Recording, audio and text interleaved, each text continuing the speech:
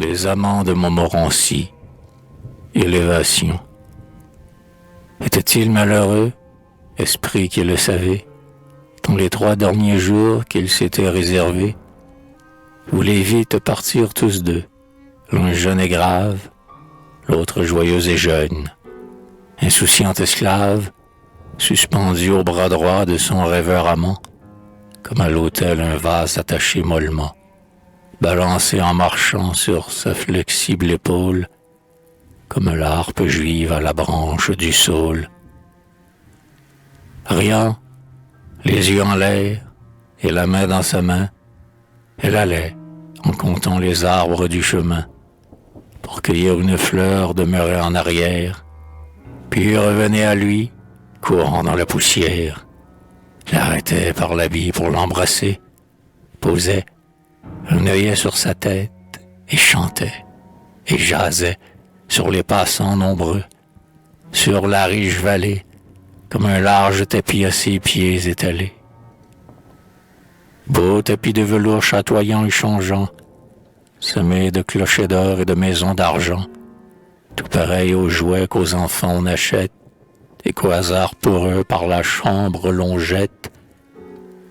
Ainsi, pour lui complaire, on avait sous ses pieds répandu des bijoux brillants, multipliés en forme de troupeaux, de villages aux toits roses ou bleus, d'arbres rangés, de fleurs sous l'onde écloses, de murs blancs, de bosquets bien noirs, de lacs bien verts et de chênes tordus par la poitrine ouverte. Elle voyait ainsi tout préparé pour elle. Enfant, elle jouait, en marchant toute belle, toute blonde, amoureuse et fière. Et c'est ainsi qu'ils allèrent à pied jusqu'à Montmorency.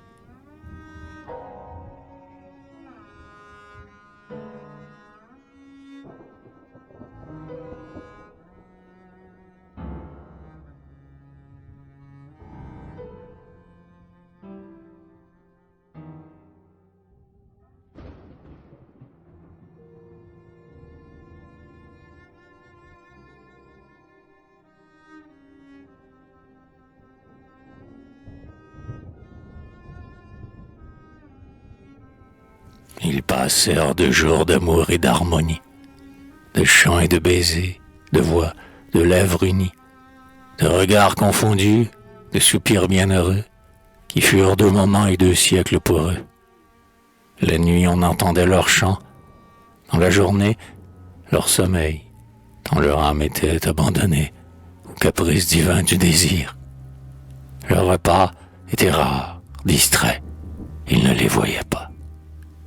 Ils allaient au hasard et sans heure, passant des champs aux bois et des bois aux demeures, se regardant toujours, laissant les airs chanter, mourir, et tout à coup restaient comme enchantés.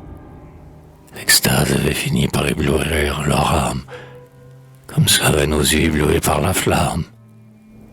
Troublés, ils chancelaient, et le 3e soir, ils étaient enivrés jusqu'à ne rien voir que les feux mutuels de leurs yeux. La nature était l'événement sa confuse peinture, autour du front aimé, derrière les cheveux, que leurs yeux noirs voyaient tracés dans leurs yeux bleus. Ils tombèrent assis sous des arbres. Peut-être, ils ne le savaient pas. Le soleil allait naître ou s'éteindre. Ils voyaient seulement que le jour était pâle, et l'air doux, et le monde en amour. Un bourdonnement faible emplissait leur oreille d'une musique vague, au bruit des mers pareilles, et formant des propos tendres, légers, confus, que tous 2 entendaient et qu'on n'entendra plus. Le vent léger disait de la voix la plus douce: quand l'amour m'a troublé, je gémis sous la mousse. Les mélèzes touffus s'agitaient en disant, secouant dans les airs le parfum séduisant du soir, car le parfum est le secret langage que l'amour enflammé fait sortir du feuillage. Le soleil incliné sur les monts dit encore: par mes flots de lumière et par mes gerbes d'or, je réponds en élan aux élans de votre âme. Pour exprimer l'amour, mon langage est la flamme. Et les fleurs exhalaient de suaves odeurs, autant que les rayons de suaves ardeurs. Et l'on eût dit des voix timides et flûtées, qui sortaient à la fois des feuilles veloutées. Et, comme un seul accord d'accents harmonieux, tout semblait s'élever en chœur jusqu'aux cieux. Et ces voix s'éloignaient, en rasant les campagnes, dans les enfoncements magiques des montagnes. Et la terre, sous eux, palpitait mollement, comme le flot des mers ou le cœur d'un amant. Et tout ce qui vivait, par un hymne suprême, accompagnait leur voix qui se disait: je t'aime.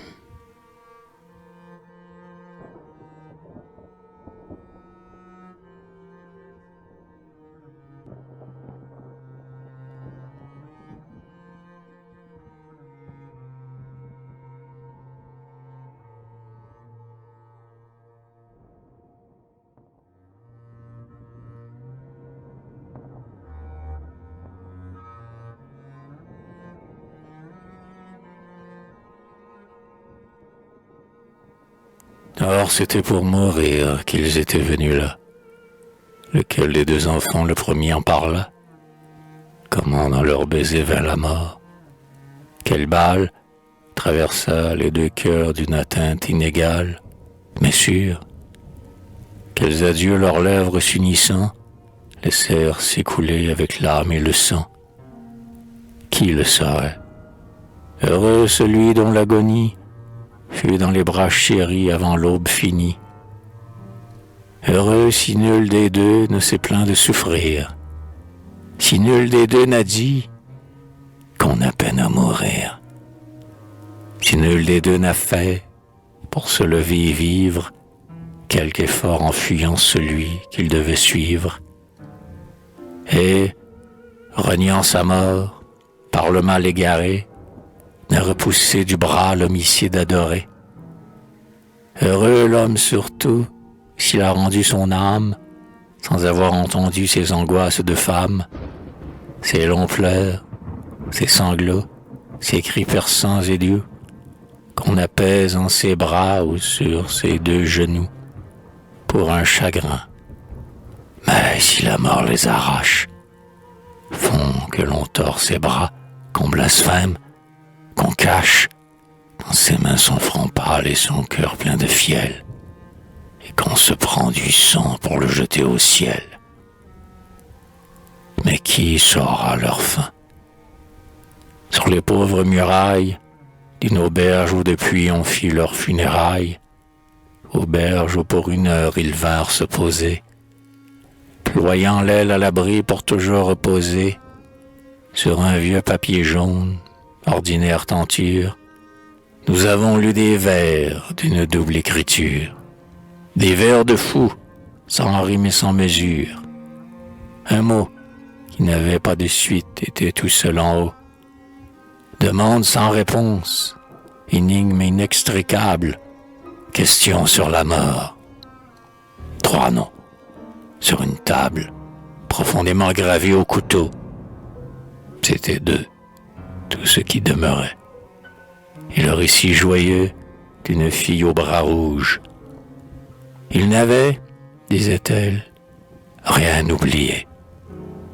La bonne eut quelques bagatelles qu'elle montre en suivant leurs traces, pas à pas.